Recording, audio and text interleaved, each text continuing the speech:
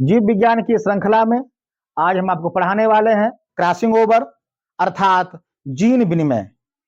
तो इस डायग्राम के माध्यम से आपको समझाया जाएगा कि जो क्रॉसिंग ओवर है उसकी प्रक्रिया किस प्रकार से संपन्न होती है।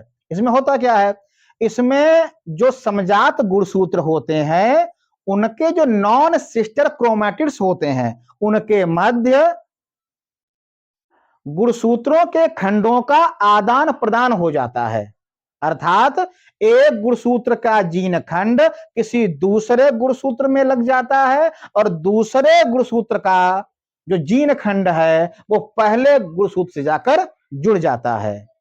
तो इसमें क्या होता है, खंडों का आदान प्रदान हो जाता है। इसे हम लोग कहेंगे जीन विनिमय। ठीक है ना। अब इसे देखते हैं। यहां पर जो गुणसूत्र है उन समजात गुणसूत्रों को लिया गया है, होमोलोगस क्रोमोसोम्स अर्थात समजात गुणसूत्र। यानी कि अगर इनका हम सामान्य तरीके से बनाए तो ये एक्स और एक्स, ठीक है ना, ये हमारे कैसे हैं, ये हमारे समजात गुणसूत्र हैं अर्थात एक जैसे गुणसूत्र, ठीक है ना, समान गुणसूत्र। तो एक गुणसूत्र को हमने बनाया है लाइनों से और जो दूसरा गुणसूत्र हमारा है उसको हमने ब्लैंक तरीके से बनाया है ताकि आपको समझा पाए कि जो खंडों का जो आदान प्रदान होता है गुणसूत्रों के मध्य में वो किस प्रकार से संपन्न होता है। चलो देखते हैं।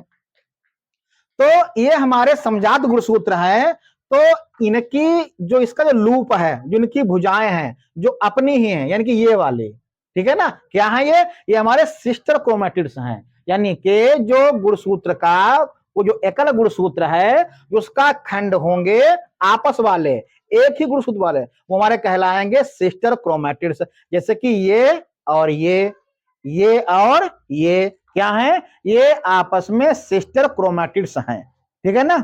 जब कोई एक गुणसूत्र का लूप किसी दूसरे गुणसूत्र के लूप को आप अध्ययन करेंगे तो ये होंगे हमारे नॉन सिस्टर क्रोमैटिड्स, ठीक है ना। यानी कि ये खंड और ये खंड क्या है, ये आपका नॉन सिस्टर क्रोमैटिड्स कहलाएगा, ठीक है ना।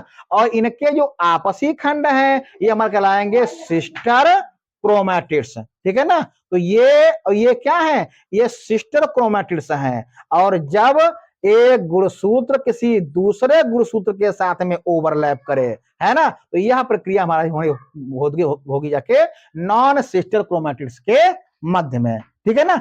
अतः हम कह सकते हैं कि नॉन सिस्टर क्रोमैटिड्स के मध्य में ही गुणसूत्रों में जीन खंडों का आदान प्रदान होता है, उसे हम लोग कहेंगे जीन विनिमय, ठीक है। अब इधर देखो, इधर आपको यहां शो किया गया है बी वाले डायग्राम में, ये आपका डायग्राम पहला वाला है ये वाला, और ये डायग्राम है दूसरा वाला, यानी कि ये पहला गुणसूत्र, ये है दूसरा गुणसूत्र, है ना। यहां पर इसकी जो पहले के लूप हैं क्या कर रहे हैं, इसके साथ में ओवरलैप कर रहे हैं, ठीक है ना। यहां देखो, ये कर रहा है इसके साथ ओवरलैप, ये कर रहा है इसके साथ ओवरलैप, ठीक है ना। तो क्या चीज कहलाएगी, कियाज-मेटा, ठीक है ना। डायग्राम में देखिए, अब क्या होगा, आप लाइनों को और ब्लैंक को ध्यान से देखिए, ठीक है। तो इसमें क्या हो रहा है कि कियाज-मेटा बनने के फलस्वरूप इसका जो जीन खंड है वो चला जाएगा दूसरे गुणसूत्र के जो दूसरा गुणसूत्र है उसके साथ अटैच्ड हो जाएगा और इसका आ जाएगा इसके साथ में। ऐसे इसमें देखिए, लाइन वाला कहां गया है, ब्लैंक में आ गया है, और ये ब्लैंक कहां चला गया है, ये चला गया है लाइन वाले में। अर्थात ये एक दूसरे के साथ अपने अपने जीन खंडों का आदान प्रदान कर लेते हैं और इन्हीं खंडों पे क्या लगे होते हैं, इन्हीं खंडों पे लगे होते हैं जीन जो एक दूसरे में एक्सचेंज हो जाते हैं। इसी को हम लोग कहते हैं जीन विनिमय की प्रक्रिया, ठीक है ना। तो जीन विनिमय की प्रक्रिया के फलस्वरूप ही नई जीव जातियां बनती हैं और नई जो संततियां हैं उनका जन्म होता है, ठीक है ना। ये जीन पूल के लिए बहुत ही प्रभावशाली जो प्रोसेस है, समझ गए ना। तो इस प्रकार से प्रक्रिया होती है क्रॉसिंग ओवर की। और जान लें, मुख्य बात यह है कि जहां पर एक गुणसूत्र की भुजा किसी अन्य के साथ में अपने अपने जोड़े के साथ में जब ओवरलैप करेगी, जहां पे ये युग्मन होगा उसे कहेंगे कियाज-मेटा। ठीक है ना। क्रॉसिंग ओवर की जो प्रक्रिया है वो पैकिटिन अवस्था में होती है। तो जीन विनिमय को पुनः एक बार देख लेते हैं। क्या होता है जीन विनिमय?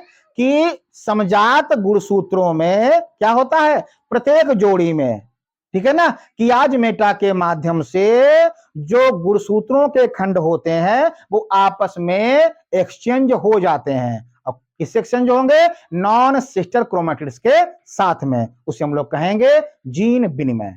ठीक है ना। देख लीजिए एक बार।